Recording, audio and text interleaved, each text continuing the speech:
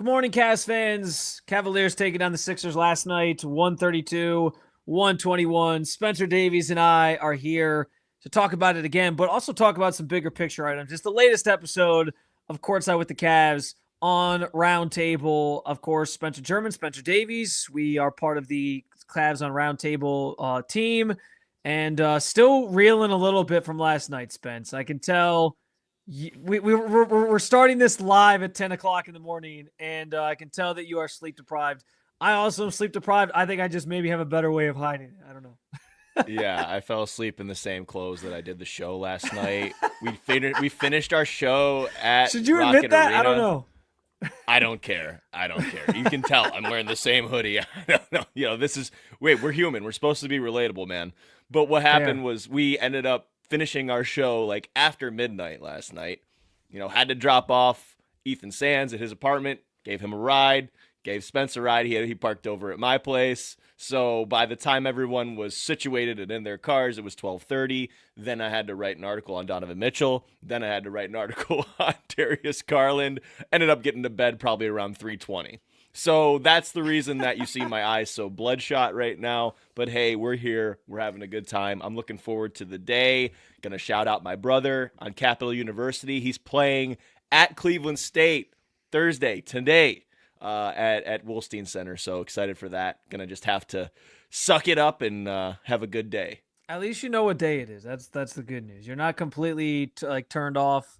I fell asleep slightly earlier than you. I think I fell asleep around like 2:30, 2:40. I kind of dozed off and then woke up with my laptop on my lap and was like, I guess I'm just gonna keep sleeping and I'll finish some of this This is stuff in the what the morning. industry has become, people. Yeah, it's a lot of work. There's like I go to sleep thinking about all the thousands of things I still have to do. I wanted to set up our studio for this very show before I went to bed last night.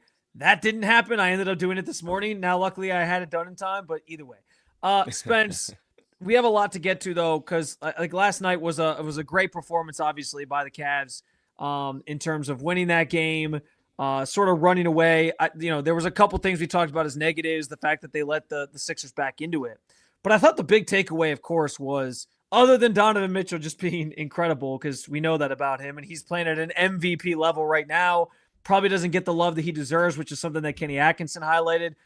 But on a night where Darius Garland was back in the lineup for the first time this season, coming off that toe injury, Sam Merrill back in the lineup after missing 3 games, Jarrett Allen back in the lineup after missing 2 games. This Cavs team looked like the Cavs team from last year, where the offense could just, blitz you in a hurry. You see Tom in the comments here saying almost a Cavalanche last night. Like, it did have that feel to it, where this was more of the offense that produced those Cavalanches last year and really buried teams. I guess my question here is, do we think last night was the signs of the offense now being unlocked, especially with Darius in particular being back in that lineup? We'll talk about him a little bit more here in a second. But what did you make of maybe my question here in terms of, it was last night the first step towards the offense becoming unlocked for this Cavs team? Yes, most definitely. And I don't know why people play dumb at the beginning of the year and think, oh, look at that. Donovan Mitchell's the point guard of the team for the first 6 games, 7 games. And that's what the Cavs offense is. We've never seen this before. Like, yeah, when you get your quarterback and he's able to call the plays, this is natural, is it not? Like, Yeah. Darius is out there. He's got his pick and roll partners with Evan Mobley and Jarrett Allen.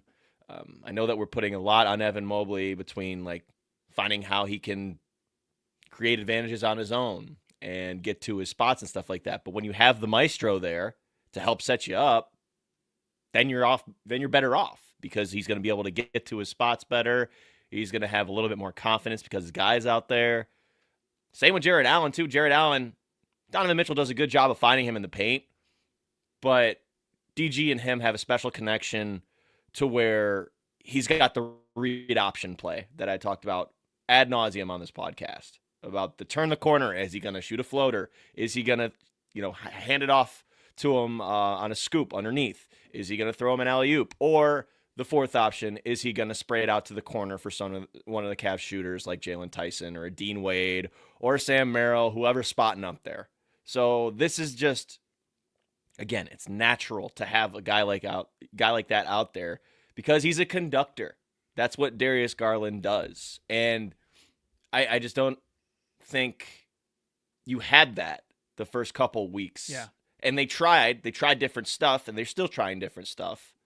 But it's not the same as when you have the guy who's actually setting things up.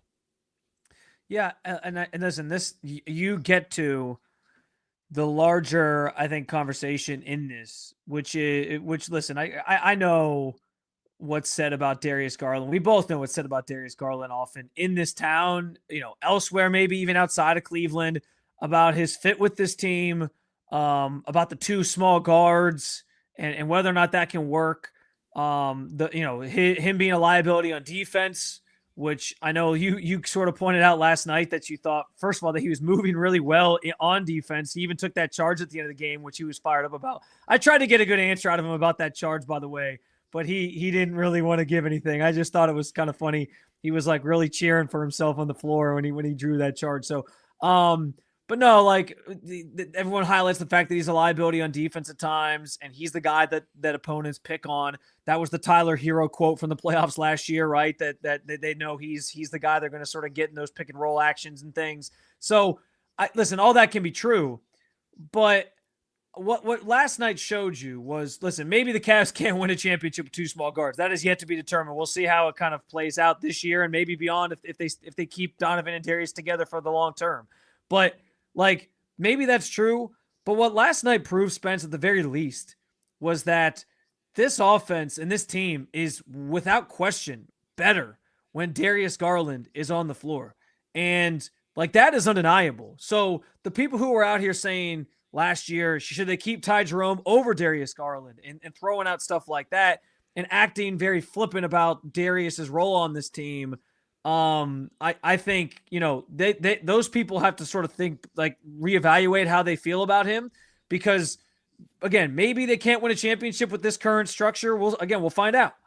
But what I can tell you is their best shot at doing it is with Darius on the floor with the current group of guys that was most of the group of guys that was playing last night. Obviously still missing Max Strus and DeAndre Hunter, but like, that became evident last night. Like, his value, no matter how you feel about him, no matter how you feel about his defense, his fit, all those things, he proved why he's such a valuable piece to this team last night.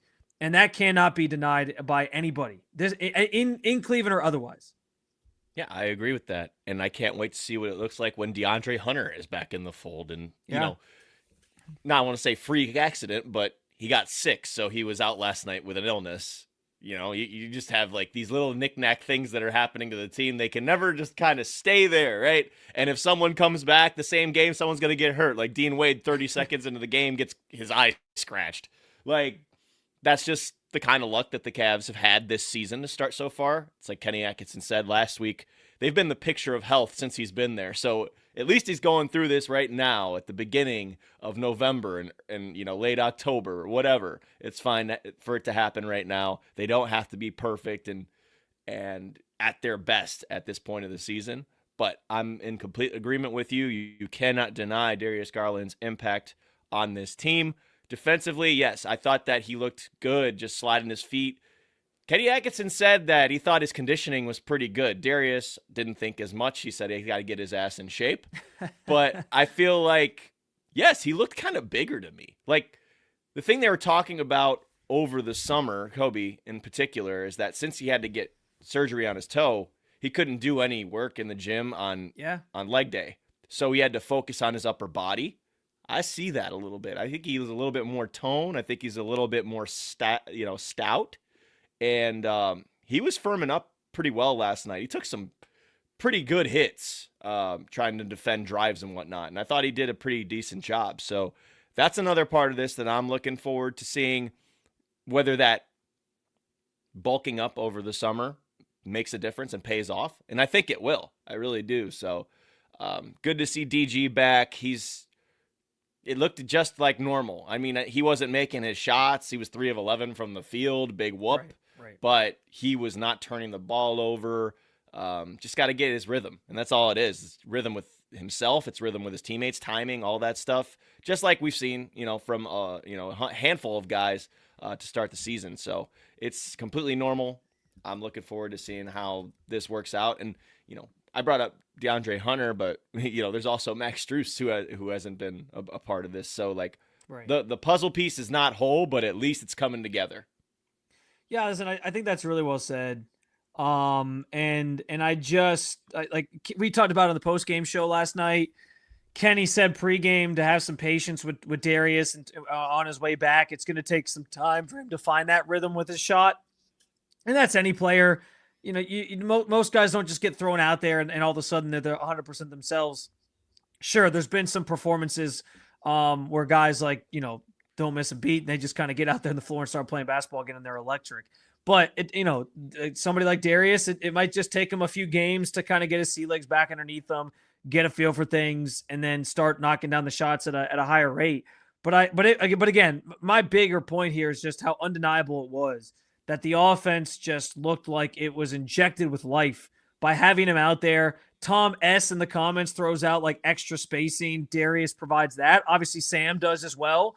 But having Darius in particular and a guy that can find those passing lanes and kick out and do different things and is a cutter, like that's huge. So I can't say enough about the fact that, yes, I understand that Darius gets a bad rap for certain reasons on this team and his fit and whatnot. But if you watch that game and you didn't take anything away, and your takeaway from Darius's game, which again, only the 8 points and whatever, wasn't, holy crap, look how much better things looked tonight on offense.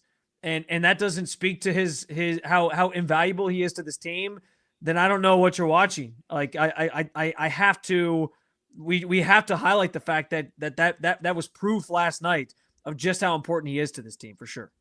Two things real quick. Yeah. They started the game off on a 17-4 run.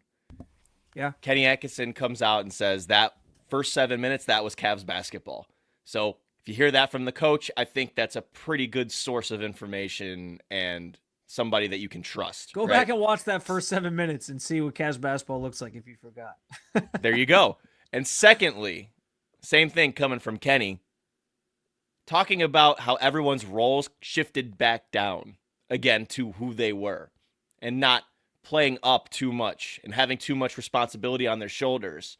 It's like DG is the straw that stirs the drink, and you get that back, then you're not having to make everybody else try to play make. They're not trying to do too much. Which, by the way, on each end.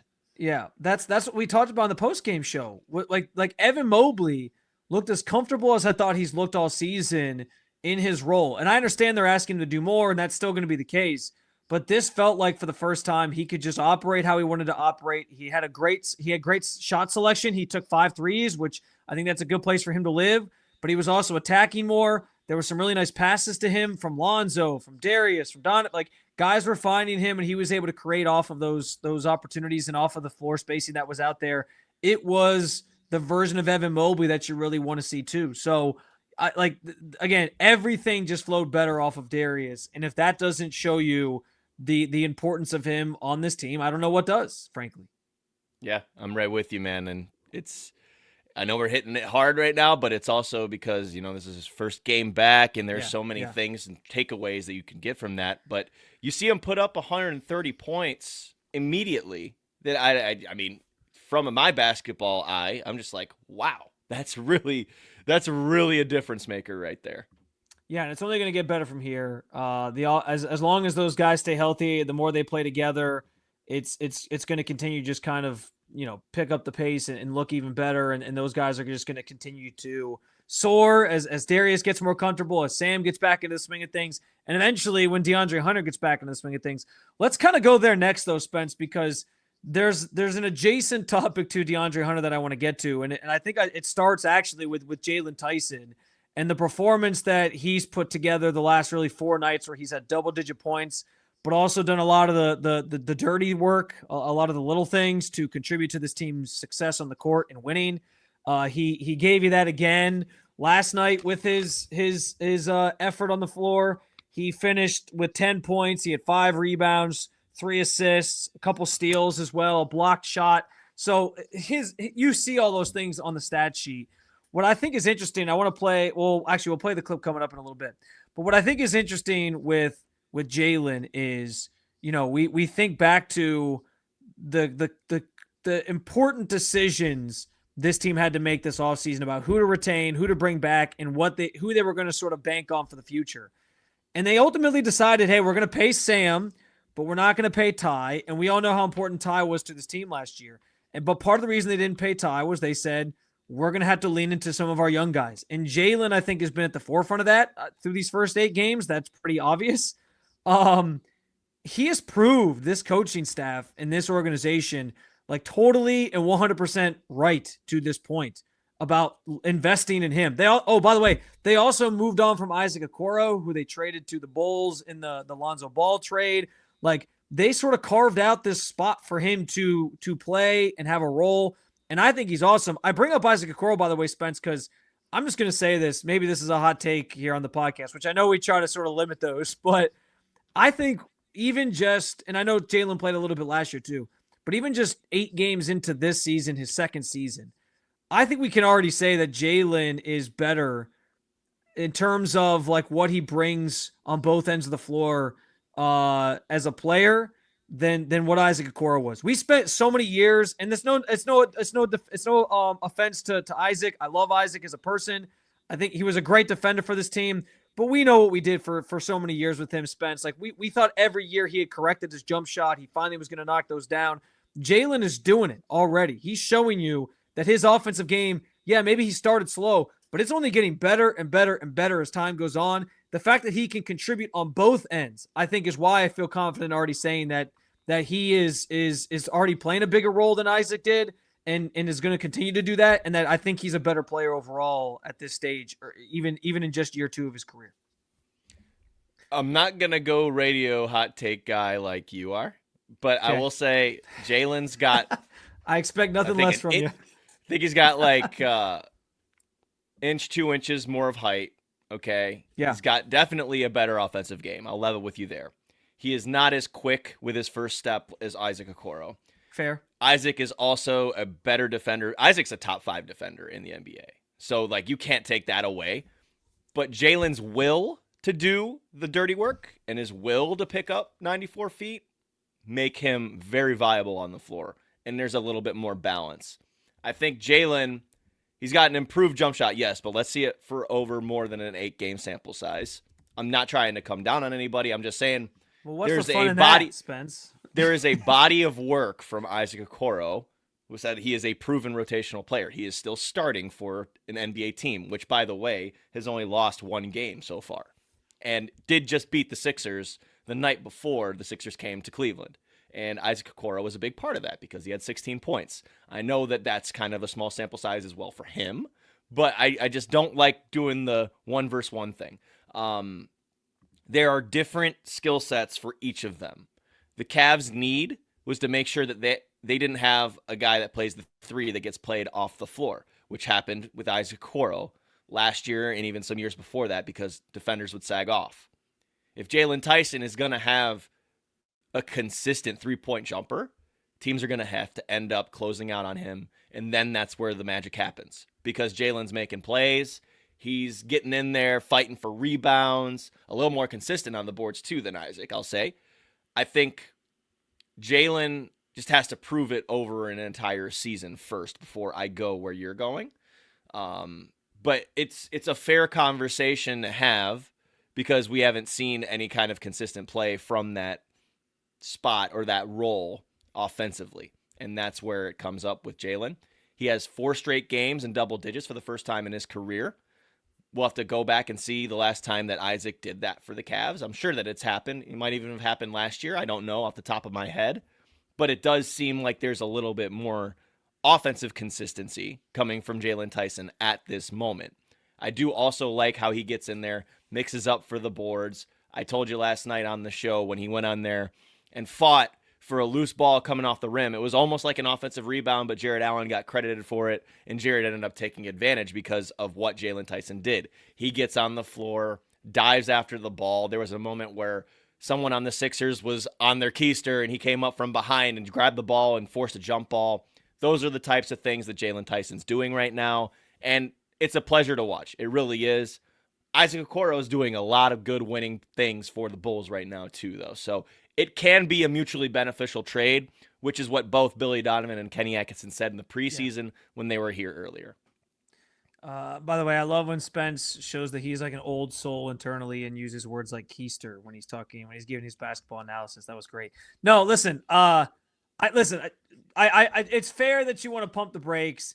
I just want to be first to this take in feeling like he's already on that trajectory. And listen, I might be jumping the gun a little bit because you're right. He does have to prove consistently that the offensive side of the floor is there for him.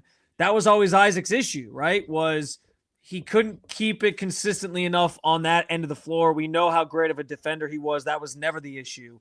It was always the offensive end for him. But at the very least, it's encouraging to see what Jaylon Tyson is doing. And even Kenny Atkinson is encouraged enough that I thought he had some interesting comments last night regarding him being in the starting lineup last night. I'm going to play you this. We'll talk about it on the other side. If maybe this is a permanent role for him. He's going to make our decision when everybody's coming back. He's going to make our decision hard. I think that's what he's trying to do. I love to tip dunk on the offensive rebound. And then he's guarding the best player. We're like, that was part of the reason starting him tonight. I was debating him or Sam, and I just said, well, Jalen's going to pick up Maxey full court and wear him down, and then offensively, what did I see pregame? He's shooting 44% from three, and it looks good. He's not hesitating.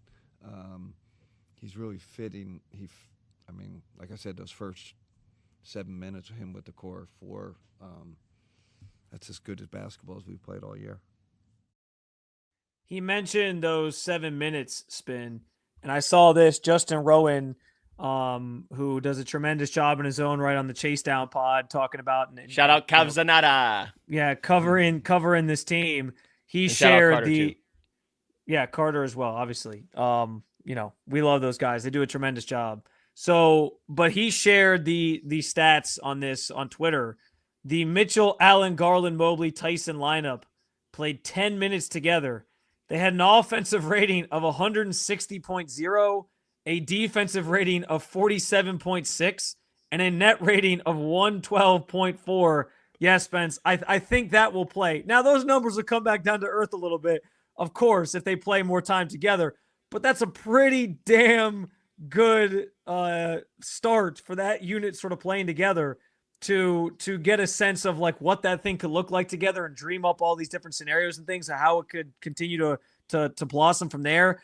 I mean, that's crazy. Those are crazy numbers. I don't know. Does Jaylon force the issue where he then has to be in the starting lineup even when DeAndre Hunter comes back? Because Kenny at least made it sound like, yeah, they're going to have to think about it once everyone's healthy. I don't think it necessarily means he has to start. I think there are moments where he can go to that lineup, and it's going to be something that you have a bunch of different options. Like you have your core four out there, and then who's that fifth guy? How many times have we had that conversation where Max Strus has been the starter, Isaac Okoro's been the starter, Dean Wade's been the starter. This season, you've seen Sam Merrill bump up a position. Now you're seeing Jaylon Tyson in that role. DeAndre Hunter comes back, and then you have that option. So it's all about core four plus which one of those guys is going to be around them. And I think that having those options is really good. Thinking that different skill sets with that core four and how they fit. Is it more of a defensive lineup? Is it more of an offensive lineup? So just having options at that position, I think, is really huge. I love when he goes to the 3 guard lineups. I think the one last night that really popped was having Darius Garland and Lonzo Ball in there when Jaylon Tyson was in there, or having, like we've seen in the past, we've seen CP with Donovan Mitchell and Lonzo Ball. We've seen CP with Tyrese Proctor and Lonzo Ball with Donovan Mitchell sitting. So he's going to try a bunch of stuff. We've even seen the jumbo lineup. The jumbo lineup's hilarious.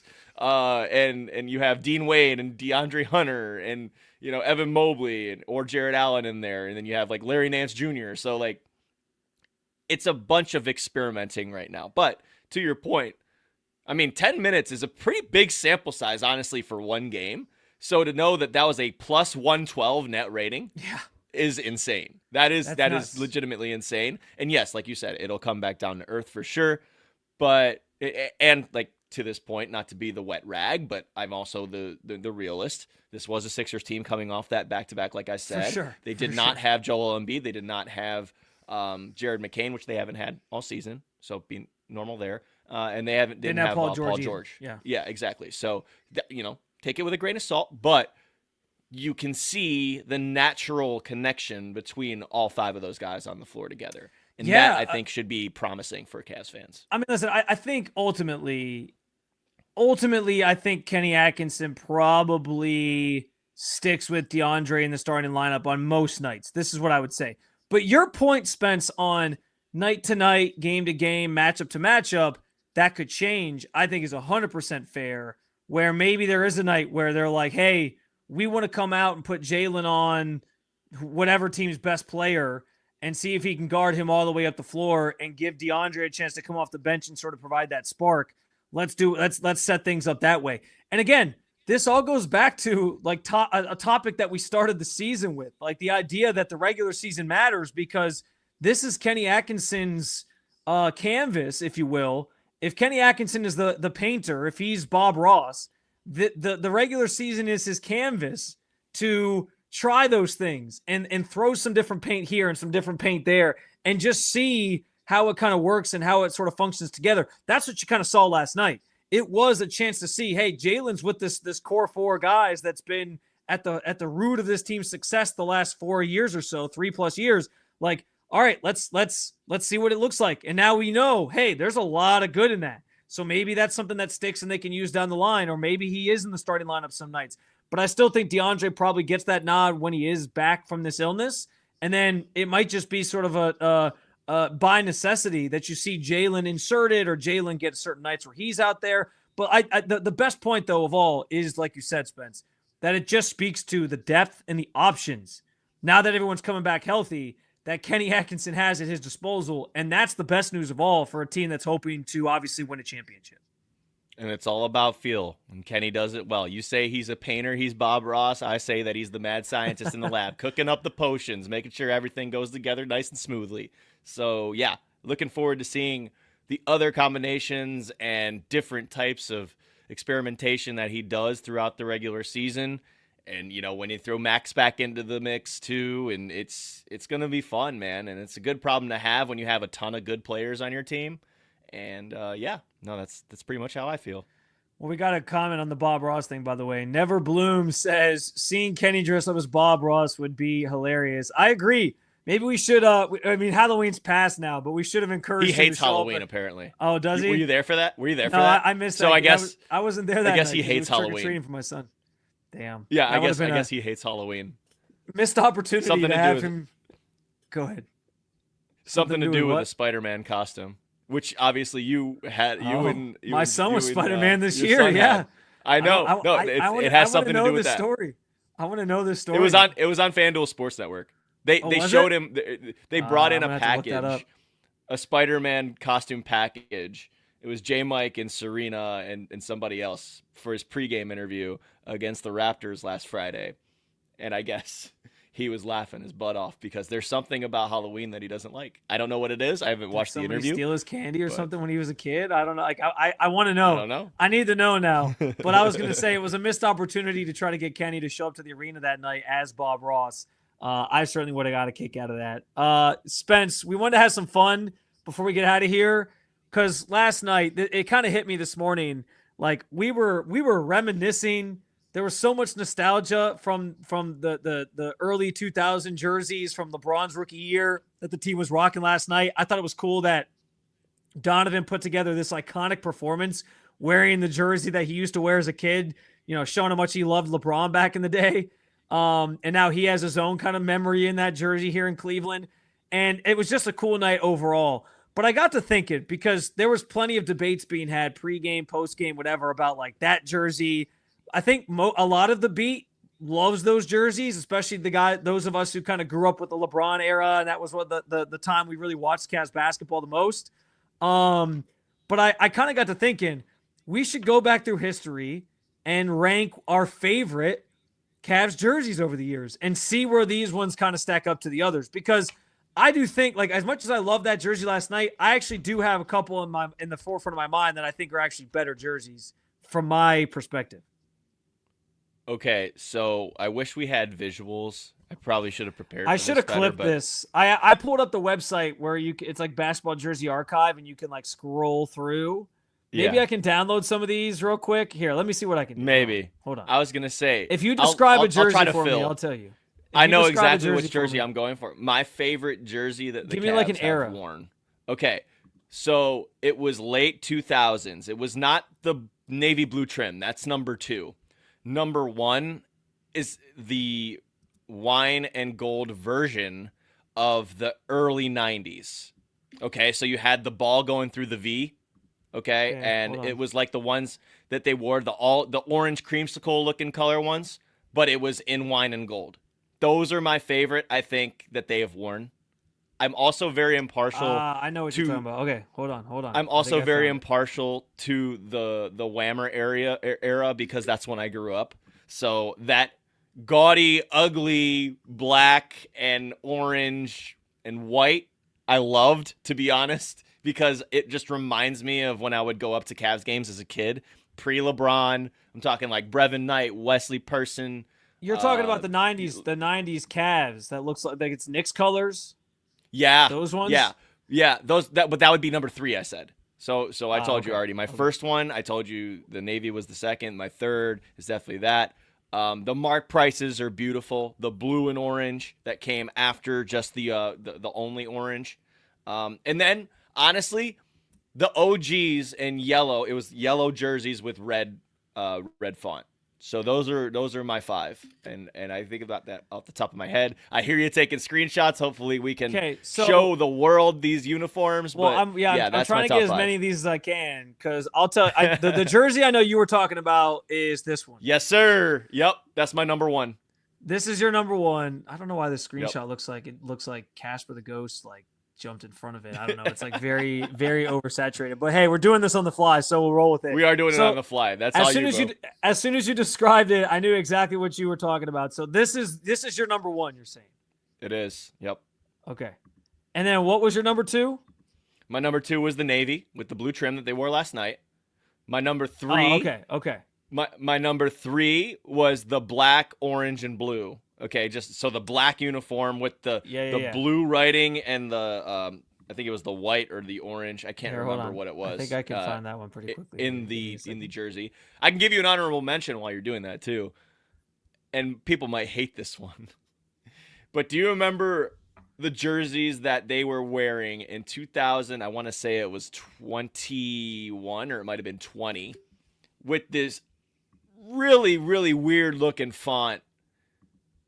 It was when Colin Sexton went off for 40+ and 3 overtimes against the Nets for the first time that they had James Harden, Kevin Durant, and Kyrie Irving on the same team. We're talking about Colin Sexton era jerseys now? I said honorable mention. No. I'm trying to figure out which one it is though.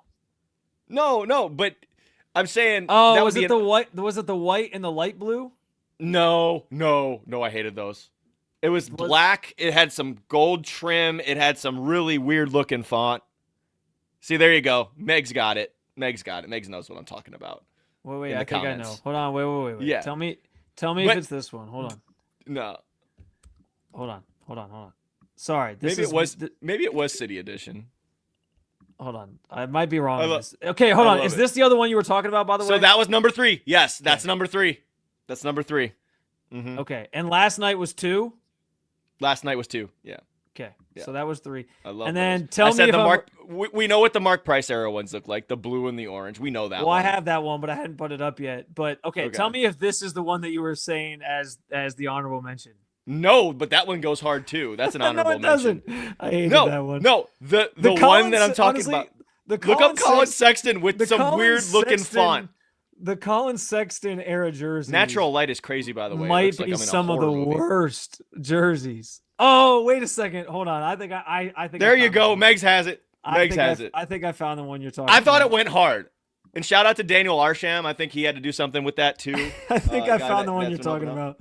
Here, I think this is 100% it because it has the weird font. By the way, this is the Mark Price one. That's the Mark Price. That's number 4. So I haven't even done my list yet, but I'll do it here in a second. Is this the one you were talking That's about? the one. Oh That's my the God. one. Such a terrible jersey. That ain't a terrible jersey. I love that one. It's not a terrible jersey. You have no taste. You have no taste. The worst one they ever had. Taste.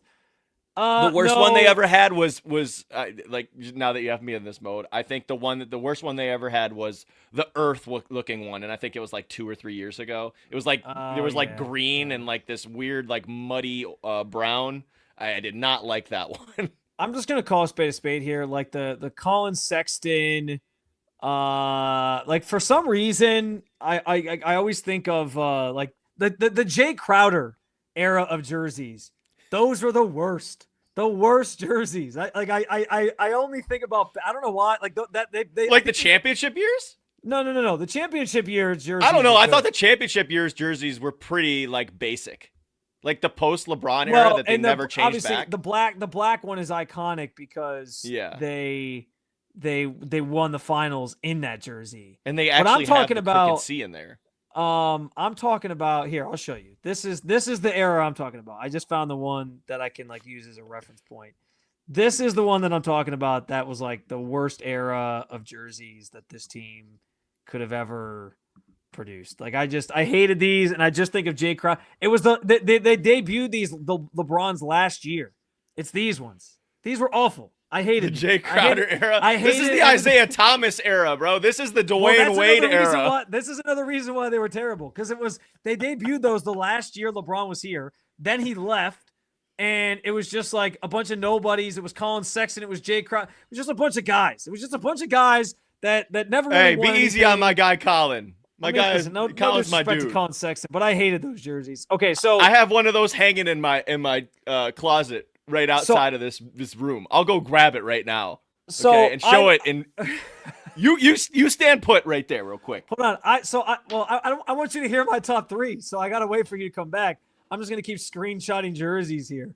But I will say, I have an affinity for the Mark Price blue and orange Cavs jersey. I like this one. Oh God, Spence, come on, just get rid of it. You bought an Isaiah Thomas. Show some respect. Come on, man. Nobody wanted an Isaiah Thomas jersey. LeBron ran his ass out of town. Anyway, so I have an affinity for these ones. I've always loved these ones, but what I will say is this is my number 2. This is my second favorite Cavs jersey of all time. My number 1 is a similar concept, but they debuted these when LeBron came back in 2014. I thought this was one of the best jerseys that they've ever done. I thought they went hard. LeBron looked awesome in these. Like, I love this one. So this is my number 1. The Mark Price Classics are my number 2. I think I would say that the jerseys last night are probably my number 3. And then I'm trying to think what my 4 and 5 would be. Because I think, I don't know. I always like the classic Cavs with the basketball going through the V. I thought those were always pretty cool. But again, at least those are my top 3, I think. I didn't really like the white ones as much from the era of the jersey that they wore last night. I think the blue was the right choice to sort of bring back, because I think those ones were pretty sick. I think those were the best of that era, if you will. I did like the alternate of this, the white version of this, like for their home jerseys or their whichever way they would wear those, I guess. So I don't know. I like all those. I actually do think too that like the current concept of the jerseys that they have are honestly, I don't know if they're underrated or underappreciated, but I think the current concept they have, where it's just like the Cavs with the V, but it's more clean and it looks more like modern. I think this era of like the normal, regular jerseys they wear is actually a pretty good one too. So, but those are my top 3 at least. Simplicity does well. I think your number 1 is a little too simple. I think those ones are a cheap imitation of the ones we saw last night. But I also have that jersey in my closet. But I wanted to come out and show Isaiah Thomas and those era of Cavaliers some love, because those uniforms were actually pretty damn good, even though the team did not reflect that. That's fair. That's very fair. All right. Well, we just spent about 10 minutes riffing on these jerseys, and That was the best segment we've ever had on the show. I just loaded my desktop with like 10 screenshots of jerseys while we were doing. I love that you could hear it while you were doing it too. Cling, cling. I should have prepped that segment a little bit better last night, but hey, I fell asleep at 2:40 and didn't get to finish. So, guys, send us your favorite Cavs jerseys. Tweet us at Spencito_, at Spin Davies. Let us know which jerseys from which eras were your favorite. If it was last night's, let us know. Anybody who was trying to disparage those jerseys last night is just a hater, because they were great, and they came at a great era when Cavs basketball actually meant something to people finally. It was so bad before that. With the accompanying court, accompanying player intros with My Time by Jeremiah and Fabulous, which, by the way, we were bumping on the way home last night. Were you listening to Fabulous and the early 2000s hip hop all night while you were working last night too? Yeah. Or are you not like I can listen to music while I work person?